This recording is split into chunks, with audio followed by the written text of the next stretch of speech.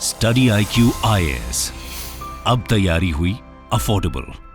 नमस्कार दोस्तों चाइना के अंदर आर्थिक संकट तेजी से गहराता जा रहा है। अगर आपको याद हो, पिछले साल 2022 में जो रियल इस्टेट क्राइसिस है चाइना के अंदर, इसकी वजह से क्या हुआ था कि जो प्रॉपर्टी के प्राइसेस हैं वो काफी ज्यादा गिर गए थे और वो अभी तक उसके अंदर सुधार नहीं हुआ है। वो परेशानी अभी भी चल ही रही है। लेकिन इसके पहले यहां पर एक और खबर आ गई है कि चाइना की जो लार्जेस्ट शैडो बैंक है उसने यहां पर डिफॉल्ट कर दिया है। बेसिकली अगर मैं आपको बताऊं तो किसी भी देश के अंदर अगर आप देखोगे अर्थव्यवस्था में जो बैंक्स हैं वो तो इंपॉर्टेंट रोल प्ले करते ही हैं। जैसे कि भारत में SBI हो गया, ICICI हो गया, HDFC, ये बहुत इंपॉर्टेंट रोल प्ले करते हैं। लेकिन उसके साथ साथ पैरेलली एक और सिस्टम चलता है जिसको हम कहते हैं शैडो बैंक। शैडो बैंक का मतलब ये नहीं है कि कोई कुछ गलत हो रहा है, वो बेसिकली क्या है कि बैंक की तरह ही इकोनॉमी को काफी ज्यादा सपोर्ट करते हैं। और अगर इसमें गिरावट आती है, जैसे कि मैं आपको भारत के पर्सपेक्टिव से एग्जांपल दूं, अगर आपको याद हो 2019 में ILFS, अगर आपको याद हो, ये क्राइसिस आया था, NBFC क्राइसिस जिसको बोलते हैं, नॉन बैंकिंग फाइनेंशियल कंपनी, तो वैसा कुछ चाइना के अंदर एक बड़े स्तर पर देखने को मिल रहा है। ये आप देख सकते हो यहां पर China's $138 billion shadow bank spirals at terrible time for Xi। तो बेसिकली क्या है कि अगेन यहां पर जो चाइना में स्थिति है, आर्थिक हालात हैं, वो तेजी से बिगड़ रहे हैं और इसी के बारे में आपको डिटेल से बताऊंगा वीडियो के अंदर एग्जैक्टली चल क्या रहा है। काफी कुछ जानने को है, लेकिन उससे पहले ध्यान रखिएगा, आप में से जितने भी लोग UPSC 2024 की प्रिपरेशन कर रहे हैं, हमारा 3 लाइव बैच स्टार्ट होने वाला है 23 अगस्त से। यहां पर लगातार जो सक्सेसफुल एडमिशन हुए थे पिछले बैचेस में, उसको ध्यान में रखते हुए और नए बैचेस हमने यहां पर लॉन्च किए हैं ताकि अगले साल जो भी आप UPSC की प्रिपरेशन कर रहे हो उसको अच्छे से कर पाएं। You just have to use the code Ankit live. ये कोड इस्तेमाल करने से सबसे ज्यादा आपको डिस्काउंट मिल जाएगा, चाहे आप कोई भी बैच लेना चाहते हैं। और इसके अलावा अगर आप MCQs अटेम्प्ट करना चाहते हैं तो मेरे इंस्टा पेज पर जा सकते हैं, वहां पर स्टोरीज में जितने भी MCQs हैं उसको आप अटेम्प्ट कर पाएंगे। चलिए शुरुआत करते हैं और सबसे पहले ये देखते हैं कि एग्जैक्टली हुआ क्या है। देखिए यहां पर मैं आपको बता रहा था कि चाइना की one of the largest shadow bank, ठीक है, इसका नाम बताया जा रहा है दैट इज शॉन्गजी एंटरप्राइज, जो कि 1995 में लंबर बिजनेस के तौर पर स्टार्ट किया गया था, फाउंड किया गया था, जो लकड़ी का बिजनेस होता है उसके तौर पर। लेकिन आगे चलकर धीरे धीरे ये फाइनेंशियल सर्विसेज में एंटर करता गया और बताया जाता है कि आज के डेट में इसके पास लगभग 1 ट्रिलियन युआन, वहां की जो करेंसी है चाइना की, जो कि अगर हम डॉलर में कन्वर्ट करें तो $138 बिलियन आता है। इतना सारा पैसा इसके मैनेजमेंट में है। देखो इसको थोड़ा समझने की कोशिश करिए। जो लोग फाइनेंशियल बैकग्राउंड से हैं उनको शायद थोड़ा सा प्रॉब्लम हो रहा होगा, लेकिन मैं आपको बता दूं, जैसा कि मैंने आपको बोला, एक तरफ बैंक्स होते हैं, ठीक है। अब बैंक का मेन काम क्या होता है, यहां पर डिपॉजिट लेना और उस डिपॉजिट से यहां पर उधार देना, लोन पर देना, ठीक है। अब दूसरी तरफ अगर आप देखोगे जो NBFCs हैं, जिसको हम शैडो बैंक्स कहते हैं, NBFCs, उनका मेन काम होता है अगेन लोन प्रोवाइड करना, इन्वेस्टमेंट वगैरह करना। और वो बेसिकली पब्लिक से डायरेक्टली पैसा नहीं ले सकते, वो कुछ इन्वेस्टमेंट स्कीम्स वगैरह लाते हैं जिसके तहत यहां पर पब्लिक अपना पैसा इनको देती है, बॉन्ड वगैरह के थ्रू, जैसे भी पब्लिक इनको पैसा देती है और फिर ये लोग यहां पर पैसा उधार देते हैं। जैसे भारत के अंदर अगर हम बात करें, जैसे बजाज फाइनेंशियल सर्विसेज आपने सुना होगा, तो आप लोन लेने को तो आप इधर से भी ले सकते हो, बैंक से भी ले सकते हो, लेकिन ये जो NBFCs कंपनीज होती हैं फाइनेंशियल सर्विसेज, वो आपको आसानी से लोन दिला देती हैं और इसी की वजह से क्या होता है, इकोनॉमी में एक बहुत इंपॉर्टेंट रोल प्ले करती हैं। तो ये वाला जो चाइना के अंदर शैडो बैंक है दैट इज शॉन्गजी एंटरप्राइज, उसके अंडर में जो एसेट मैनेजमेंट है, उसकी जो वैल्यू है, जो मैनेज कर रहा है इतना सारा पैसा, उसकी वैल्यू लगभग $138 बिलियन देखने को मिलेगा, which is again very huge. लेकिन अभी प्रॉब्लम क्या हुआ है कि ये यहां पर ट्रबल में आ गया है। यहां पर जो उसको पैसा लौटाना चाहिए था वो शायद वो पैसा अभी नहीं लौटा पा रहा है और इसी की वजह से यहां पर हम इसकी चर्चा कर रहे हैं। और मैं आपको बता दूं, ये जो शॉन्गजी एंटरप्राइज है, इसको चाइना का ब्लैक स्टोन भी कहा जाता है वहां की लोकल मीडिया के द्वारा। ब्लैक स्टोन बेसिकली मैं अगर आपको बताऊं तो US की one of the largest financial services company है, जो कि अगेन इसी से रिलेटेड है और इसी की वजह से चाइना का ब्लैक स्टोन भी इसको बताया जाता है।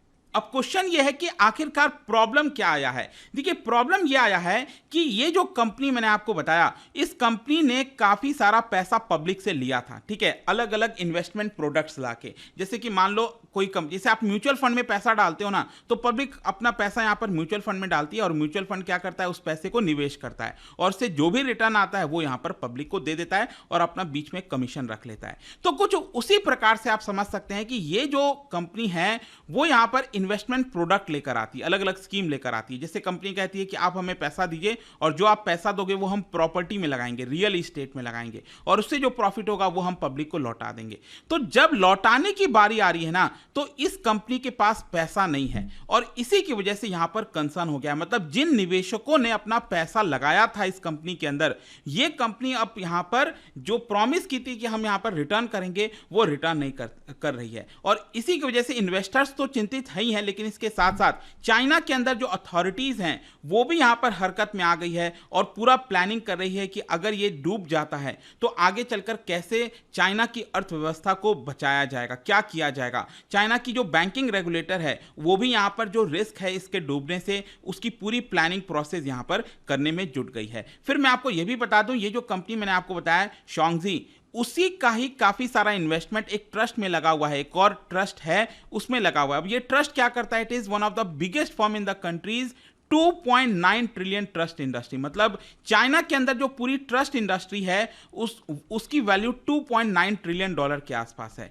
तो उसमें एक बड़ा हिस्सा इसी ट्रस्ट का है जिसमें ये कंपनी शॉन्गजी का पैसा लगा हुआ है। तो ये लोग बेसिकली क्या करते हैं कि जो वेल्दी हाउस होल्ड्स होते हैं, जो कॉर्पोरेट क्लाइंट्स होते हैं, उनसे ये लोग पैसा लेते हैं, उधार लेते हैं और वो पैसे को कहां पर लगाते हैं, रियल इस्टेट में लगाते हैं। मतलब कि बिल्डिंग्स हो गया, ऑफिस स्पेस हो गए, उनको बनाने में जो लोन वगैरह दिया जाता है, फिर इसके अलावा स्टॉक हो गया, बॉन्ड हो गया, कमोडिटीज हो गया, उसमें ये लोग पैसा लगाते हैं। और इस कंपनी ने लगभग 270 इन्वेस्टमेंट के प्रोडक्ट्स लॉन्च किए हुए थे। तो क्या होता है, जैसे कि अगर आप भी म्यूचुअल फंड में पैसा लगाओगे तो आपके पास बहुत सारे ऑप्शंस आएंगे कि आप कौन से म्यूचुअल फंड में पैसा लगाना चाहते हो।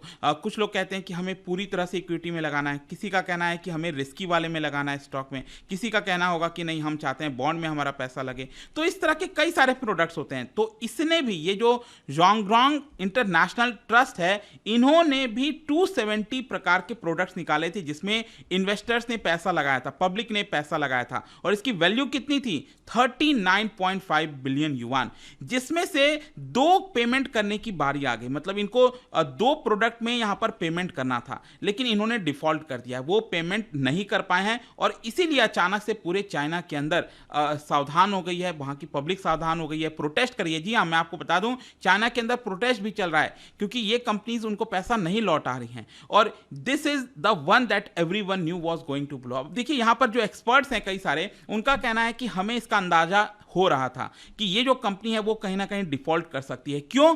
क्योंकि देखो, यहां पर एक चीज समझने की जरूरत है कि मैंने आपको क्या बोला, ये पब्लिक से उधार लेते हैं पैसा, पब्लिक यहां पर पैसा जमा करती है, ठीक है, यहां पर इन्वेस्ट करती है और ये लोग पैसा क्या कर रहे थे, रियल इस्टेट के अंदर लगा रहे थे, प्रॉपर्टीज में लगा रहे थे, ठीक है। अब रियल इस्टेट में पैसा लगाने पे क्या हुआ कि चाइना के अंदर रियल इस्टेट के दाम गिर गए। मैं आपको दिखाता भी हूं चार्ट के माध्यम से, अगेन यहां पर आगे आप देख पाओगे रियल इस्टेट के अगर आप दाम देखोगे चाइना के अंदर एकदम नीचे आ गया है। पिछले साल भी क्राइसिस आया था और ये क्राइसिस अभी भी जारी है, पूरा कोविड से लेकर आप देख सकते हैं अभी तक यहां पर क्राइसिस चल रहा है रियल इस्टेट के अंदर। तो ऑब्वियस सी बात है, ये कंपनी को मुनाफा नहीं हुआ और जिसकी वजह से जो इन्होंने पैसा लिया था, निवेशकों से इतना सारा पैसा लिया था, अब जब लौटाने की बारी आ रही है तो ये लोग पैसा नहीं लौटा पा रहे हैं। तो इसका डायरेक्ट लिंक ये जो मैंने आपको रियल इस्टेट क्राइसिस बताया उससे आपको देखने को मिलेगा। आई होप कि आप समझ पा रहे होगे। और ये सब देखिए, यहां पर शी जिनपिंग की सरकार के लिए बहुत ज्यादा मुसीबत के तौर पर आया है क्योंकि इस समय चाइना की इकोनॉमी ऑलरेडी वीक चल रही है, प्रॉब्लम स्ट्रगल से गुजर रही है और दूसरी तरफ मैंने आपको बोला कि ऑलरेडी जो प्रॉपर्टी मार्केट है वो गिरा हुआ था और उसमें भी अभी लगातार प्रॉब्लम्स देखने को मिल रहा है। वो अभी भी डिफॉल्ट पे डिफॉल्ट किए पड़े हैं जितने भी रियल इस्टेट बिजनेसेस थे। और इन सारी चीजों के बीच में शैडो बैंकिंग में अगर क्राइसिस आती है, एनबीएफसी के अंदर क्राइसिस आती है, तो ये पूरे इकोनॉमी को ट्रबल कर सकता है और ज्यादा डीप ले जा सकता है, उसका जो घाव है वो और ज्यादा डीप ले जा सकता है। इनफैक्ट मैं आपको बताऊं तो शॉन्गजी, ये जो कंपनी यहां पर डूबने के कगार पर है, it is one of the last free wheeling private wealth managers. For Beijing. कहने का मतलब यह है कि अगर आप चाइना के अंदर देखोगे तो रिसेंट टाइम्स में देखने को मिला है कि चाइना की सरकार वहां पर जो बड़े बड़े बिजनेसेस हैं जिनके पास काफी सारा पावर था, मतलब कि वो ऐसे बिजनेस थे जो कि काफी बड़ा एक सेक्टर कंट्रोल करते थे, उनको उनके ऊपर लगातार सरकार प्रहार कर रही थी। सरकार का बेसिकली ये तर्क था कि हम नहीं चाहते कि कोई भी बिजनेस इतना बड़ा हो जाए कि उसके फेल होने से पूरी इकोनॉमी डूब जाए। लेकिन शॉन्गजी इकलौता ऐसा आप कह सकते हैं कि बिजनेस अभी फैला हुआ था जो कि तेजी से मतलब कि इकलौता ऐसा था कि वहां पर अभी तक सरकार ने प्रहार नहीं किया था। लेकिन अब यहां पर अगेन उसके लिए भी ट्रबल देखने को मिलेगा। और ये शॉन्गजी जो है ये इकलौता ऐसा नहीं है। अगर आप एक्चुअल में देखोगे चाइना के अंदर कई सारे ऐसे कंपनीज हैं जो कि ऑलरेडी ट्रबल में चल रहे हैं। इनफैक्ट आप ये भी देख सकते हो, a total of 106 trust product worth 44 billion yuan defaulted this year. मतलब ऑलरेडी इस साल 31 ऑफ जुलाई तक 44 बिलियन युआन के जो प्रोडक्ट्स हैं वो यहां पर डिफॉल्ट कर चुके हैं। जो इनको पैसा लौटाना चाहिए था 44 बिलियन युआन, ये अभी तक लौटाए नहीं है। और रियल इस्टेट इन्वेस्टमेंट अगर आप देखोगे इसमें 74% का कंट्रीब्यूशन, मतलब ज्यादातर वो डिफॉल्ट कर रहे हैं जो कि रियल इस्टेट इन्वेस्टमेंट से रिलेटेड हैं। पिछले साल तो कई सारे ऐसे बिजनेसेस थे, कई सारे ऐसे कंपनीज थी जिन्होंने डिफॉल्ट किया था, बिलियंस ऑफ डॉलर्स डिफॉल्ट किया था, वो लोगों का पैसा नहीं लौटा पाए थे। अब क्वेश्चन यहां पर फाइनली आपके मन में आएगा कि how will be China's growth, मतलब आगे आने वाले समय में ये वाला जो पर्टिकुलर साल है इसमें किस तरह का हमें चाइना का ग्रोथ देखने को मिल सकता है। देखो, जिस तरह की अभी रिसेंटली पिछले महीने जुलाई की एक्टिविटी हमें देखने को मिली है, इकोनॉमिक एक्टिविटी, इसमें ज्यादातर इकोनॉमिस्ट एक्सपर्ट्स का कहना है कि चाइना में अभी स्ट्रगल देखने को मिलेगा। और चाइना का जो एम था कि हम 5% जीडीपी ग्रोथ तो पाएंगे ही, वो भी बहुत ज्यादा मुश्किल लग रहा है। ऑल्दो अगर ये लोग 4%, 4.5% पाते हैं तो डेवलप्ड कंट्रीज के मुकाबले ये भले ही ज्यादा हो सकता है। लेकिन चाइना की इकोनॉमी के लिए, जो कि मैं आपको बता दूं, चाइना अपने जीडीपी का लगभग 40% हर साल वापस से इन्वेस्ट करता है, जो कि डेवलप्ड कंट्रीज के मुकाबले, यूनाइटेड स्टेट्स के मुकाबले डबल अमाउंट देखने को मिलेगा। तो अगर इतना सारा ये इन्वेस्ट करता है तो उसको रिटर्न भी तो मिलना चाहिए, वो रिटर्न देखने को नहीं मिल रहा है। And there is also uncertainty कि क्या चाइना के पास उतना एपेटाइट है कि अगर मान लो सरकार मदद भी करती है, कुछ पैसा मार्केट में लगाती है, तो क्या एक्चुअली चाइना वहां से उभार पाएगा? क्योंकि ऑलरेडी चाइना का डेट बहुत ज्यादा बढ़ता जा रहा है। तो सरकार के पास बहुत कम स्पेस बचा है कि वो और ज्यादा यहां पर खर्च कर सके। स्ट्रेस, स्पेशली जो मैंने आपको बोला, प्रॉपर्टी मार्केट हो गया, जो कि चाइना की इकोनॉमिक एक्टिविटी का 1 क्वार्टर है, 25% कंट्रीब्यूट करता है, वो ऑलरेडी ट्रबल में चल रहा है, वो सुधर नहीं पाया, तो उसकी वजह से भी कंसर्न हो रहा था। कुछ इकोनॉमिस्ट का ये कहना था कि जो इन्वेस्टर्स हैं वो अपना पैसा लूज कर सकते हैं रिसेंट टाइम्स में, तो उनको अपना पैसा विड्रॉ कर लेना चाहिए। कुछ ऐसे एक्सपर्ट्स हैं, उनका ये कहना है कि चाइना कहीं ना कहीं जापान की तरह से ग्रोथ करने जा रहा है आगे आने वाले वर्षों में। क्योंकि जापान में अगर आप देखोगे पिछले 15-20 साल से, एटलीस्ट 20-25 साल से, वो वहां की जो इकोनॉमी है वो स्टैग्नेंट रही है, मतलब कि वो इकोनॉमी बढ़ ही नहीं रही है। जी हाँ, इनफैक्ट मैं आपको बता दूं, जापान में पिछले 20 साल से उनकी जीडीपी बढ़ी ही नहीं है। जहां पर उनकी जीडीपी थी वहीं पर वो अटकी हुई है, उनके दूसरे हालात हैं। तो कई सारे एक्सपर्ट्स का ये भी कहना है कि चाइना जो है वो जापान की दिशा में जा रहा है। और कुछ इकोनॉमिस्ट का कहना है कि ऑलरेडी यहां पर जो प्रॉब्लम्स हैं चाइना में स्टार्ट हो चुकी हैं, वहां पर जो कंज्यूमर्स हैं, स्मॉल बिजनेसेस हैं, वो ऑलरेडी इकोनॉमिक पेन महसूस कर रहे हैं और उनको ऐसा लग रहा है कि वो रिसेशन के टाइम से गुजर रहे हैं। क्योंकि वहां का अगर आप यूथ अनएम्प्लॉयमेंट देखोगे तो आपको पता है कितना है यूथ अनएम्प्लॉयमेंट रेट, करीब 21% को वो पार कर चुका है। इसके ऊपर भी मैं सोच रहा था एक वीडियो आपके लिए लेकर आऊंगा, बट इससे आई होप कि आपको समझ में आ गया होगा कि कितना ज्यादा प्रॉब्लम चाइना में देखने को मिलेगा। अब क्वेश्चन है कि आगे क्या। देखो, जो इकोनॉमिस्ट हैं वो कहीं ना कहीं चाहते हैं, सजेशन देना चाहते हैं कि वहां का जो हाउस होल्ड कंजम्पशन है, जैसे कि आपने देखा होगा जीडीपी की जब हम बात करते हैं तो उसकी जो फॉर्मूला होता है C+I+G+NX, private consumption, private investment, government expenditure और नेट एक्सपोर्ट। तो ये जो कंजम्पशन वाला होता है ना, private consumption, house hold consumption, ये चाइना में अभी बहुत वीक हो रखा है, लेकिन इसका वेटेज बहुत होता है। तो यहां पर अगर वीकनेस होगी तो ओवरऑल चाइना की जीडीपी सफर करेगी।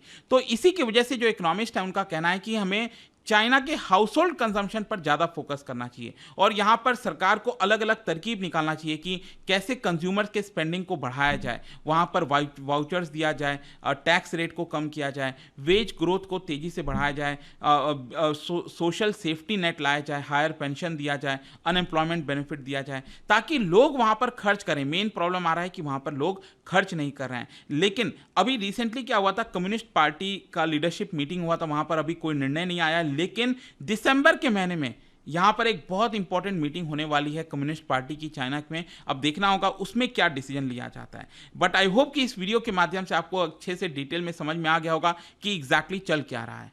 और जाने से पहले एक बहुत ही इंटरेस्टिंग क्वेश्चन, क्या आप बता सकते हैं कि इनमें से कौन सी इंडस्ट्री को mother of all industries consider किया जाता है? और आप सबको पता है इसका जो राइट आंसर है वो आपको इंस्टाग्राम पेज पर मिल जाएगा, वहां पर आपको जाना है। और अगर आप वहां पर नहीं हो इंस्टा पे तो कोई बात नहीं, आप टेलीग्राम से ले सकते हैं इसके राइट आंसर को। सिंपली हमारे स्टोरीज में क्लिक करिए इंस्टा पे और वहां पर कई सारे एमसीक्यूज को आप अटेम्प्ट कर पाएंगे। और इसके अलावा अगर आपको पीडीएफ चाहिए तो टेलीग्राम से जुड़ सकते हैं और बाकी सोशल मीडिया से भी यहां पर आप जुड़ सकते हैं। और फाइनली जैसा मैंने आपको बताया, अगर आप यूपीएससी की तैयारी कर रहे हो, just use the code Ankit live हमारे कोई भी बैचेस को अवेल करने के लिए। इससे आपको मैक्सिमम डिस्काउंट में ये सारे बैचेस मिलेंगे। एंड आई होप कि वीडियो आपको पसंद आया होगा। मिलता हूं आपसे next time. Till then thank you very much, see you soon. Study IQ IAS, अब तैयारी हुई अफोर्डेबल।